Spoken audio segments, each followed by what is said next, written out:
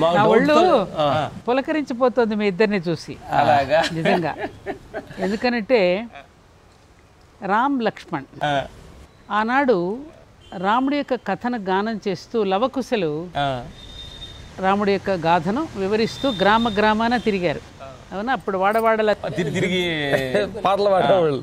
ఏ ప్రకృతి మాత మీదైతే మీరు ప్రచారం చేస్తూ అందరినీ కలుస్తూ వారి యొక్క అభిప్రాయాలను తీసుకుంటూ ప్రకృతిని గౌరవించాలి, పంచభూతాలను ప్రేమించాలి అనేటటువంటి ప్రచారం మీరు చేస్తున్నారే, ఇది కూడా సీతాగాథే.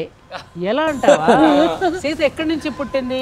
భూమి నుంచి కదా, ప్రకృతి మాత కదా. ఆ ప్రకృతిలో ఉన్న శక్తులన్నీ కూడా ప్రకృతిలోని మార్పులను తెలుసుకోగలిగింది ఒక్క సీతాదేవి మాత్రమే. కాబట్టి అటువంటి సీతమ్మ తల్లిని గానం చేస్తూ ఉన్నారు మీరు. అంటే రామలక్ష్మణులు అంటే సాక్షాత్తు మీరిద్దరూ కూడా లవకుశలే. తల్లి ఇంకో డౌట్ తల్లి మాకు, మీకు పేరు మీ ఆత్మీయ చింతన తర్వాత మీకు సత్యం అనే పేరు యాడ్ అయిందా, లేదంటే మీ పుట్టుకతోటే సత్యం యాడ్ అయిందా మేము తెలుసుకోవాలి. చిన్న కోరిక. నాన్నగారు పెట్టిన పేరు అన్నపూర్ణ సత్యవాణి అని పెట్టారు నాన్నగారు. అందరూ సత్యవాణి అని పిలుస్తారు అంతే. పుట్టినప్పుడే పెట్టింది అదే. ఎవరు పెట్టారు కానీ సత్య అంటే ఎందులో అంటే తల్లి, సత్యాన్ని అంటే చాలా మంది ప్రకృతి మాత అంటే లేడీస్ అంటే ప్రకృతి అన్నిటి ఇవ్వటమే కదా. మీరంటే కొంతమంది ఏంటంటే లేడీస్ ఏంటంటే పిల్లల్ని సంతానం ఇస్తున్నారు, 10 మంది మీరు ఆత్మీయ చింతన కూడా మాటలు కూడా ఇస్తున్నారు. కాబట్టి ఎంతో ఆలోచనలను పెంపొందింపజేయడానికి మించినటువంటి సర్వీస్ మరొకటి లేదు నాన్న. ఎందుకంటే మన భారతదేశం తృణవంతో విశ్వమార్యం అనేది, అంటే విశ్వంలో ఉన్న ప్రతి మానవుడిని ఆర్యుడిగా అంటే నోబెల్ పర్సన్ గా తీర్చిదిద్దడం. అది కదా మన భారతీయతలో ఉన్న గొప్పతనం. ప్రతివాడు ఒక నోబెల్ పర్సన్ అంటే ఒక ఆర్యుడు. అందుకనే పూర్వకాలంలో ఇప్పుడు సీతాదేవి రామ ఆర్యపుత్ర ఆర్యపుత్రి అని సంబోధించేవారు. అటువంటి గొప్పదైనటువంటి భరతఖండంలో జన్మించాం మనం మరి కదా.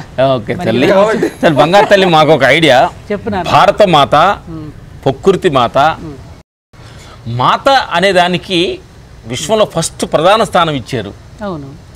ఇప్పుడు తల్లి, తండ్రి, గురువు, దైవం అంటే తల్లినే తండ్రి కంటే దైవం కంటే కూడా గురువు కంటే కూడా తల్లి స్థానాన్ని ముందు ఇచ్చగలిగారు.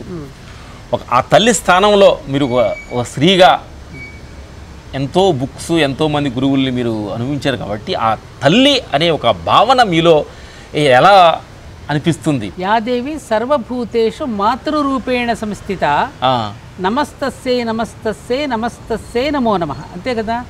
అంటే ప్రతి జీవరాశిలో కూడా మాతృత్వం ఉంటుంది. కుక్క చూడండి తన పిల్లల్ని చుట్టూ, కోడి చూడండి తన పిల్లల్ని అంటే పెట్టుకుని ఆ మాతృత్వం అనేది ప్రతి జీవిలో కూడా.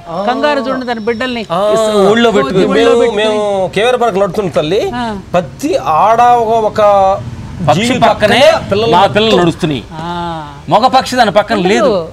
జంతువులు ఏ జంతువులను తీసుకో, అది సృష్టిలోనే భగవంతుడు ఏర్పాటు చేశాడు. అంటే ఒక కోర్టులో ఒక భార్యాభర్తలు ఇడిపడిపోయినప్పుడు స్త్రీ పిల్లలు నాకు కావాలని ఫస్ట్ అడుగుతుంది. అందుకని కోర్టు కూడా తల్లి దగ్గర సిద్ధాంతం రాసి కూడా ఇస్తుంది. అంటే ఆ తల్లికి భగవంతుడు సృష్టించేటప్పుడే, ఒక స్త్రీని సృష్టించేటప్పుడే పర్వతాలలో ఉన్నటువంటి దృఢత్వాన్ని, సముద్రానికి ఉన్నంత విశాలత్వాన్ని, గులాబీలో ఉన్నటువంటి అందాన్ని, ఇన్ని రకాలైనటువంటి మన వెన్నలో ఉన్నటువంటి ఒక సున్నితత్వాన్ని అన్నింటినీ కలబోసి తయారు చేసినటువంటి మూర్తిమంతం కదా నాన్నది. ఆ సున్నితత్వం ఇవన్నీ ఆ స్త్రీమూర్తిలో భోజ్యేషు మాత, కరణేషు మంత్రి, కార్యేషు దాసి, సైనేషు రంభ, క్షమయాధరిత్రి. అంటే భగవంతుడు అన్నాడు. అంటే మేము దాంట్లో మన గురువు దగ్గర తెలుసుందంటే భగవంతుడు నేను ప్రతి వాళ్ళ దగ్గరికి పోయి పరామర్శ చేయలేను, ఆలోపాలను చూసుకోలేను, కాబట్టి నా ప్లేస్ లో ఇంటింటికి నా రూపంలో ఒక తల్లి ఉన్నాడు అన్నారు. అదే కరెక్ట్. అందుకని వేదం కూడా ఎవరికి పెద్ద పీట వేసింది? ఉపనిషత్తు మొట్టమొదట మాతృదేవో భవ అని చెప్పింది కదా. అందుకని అమ్మ ఒడి, గుడి, బడి. ఒడి, బడి, గుడి 3 సవ్యంగా ఉంటే సమాజం బాగుంటుంది. అంటే ఆ ఒడిలో నుంచే కదా స్టార్ట్ అయ్యేది. ఇప్పుడు నువ్వు ఉన్నావు లక్ష్మణ్ రామ్, కన్న తల్లి ఒడిలోనేగా మీకు అన్ని పరిచయం అయింది. అమ్మ చెప్తేనేగా నాన్న ఎవరో తెలిసింది కదా. అమ్మే కదా అంతటిని పరిచయం చేసేది. పేర్లు, మాట, పలుకు ప్రతి సూపు నడుస్తున్నప్పుడు అరిసెలు వేస్తుంది, పలుకుతూ ఉన్నప్పుడు చిలకలు చేస్తుంది, గడపలు దాటినప్పుడు గారెలు అంటారు, బోర్లా పడినప్పుడు బూరెలని, ఇన్ని రకాలుగా అమ్మ ముచ్చట పడుతుంది.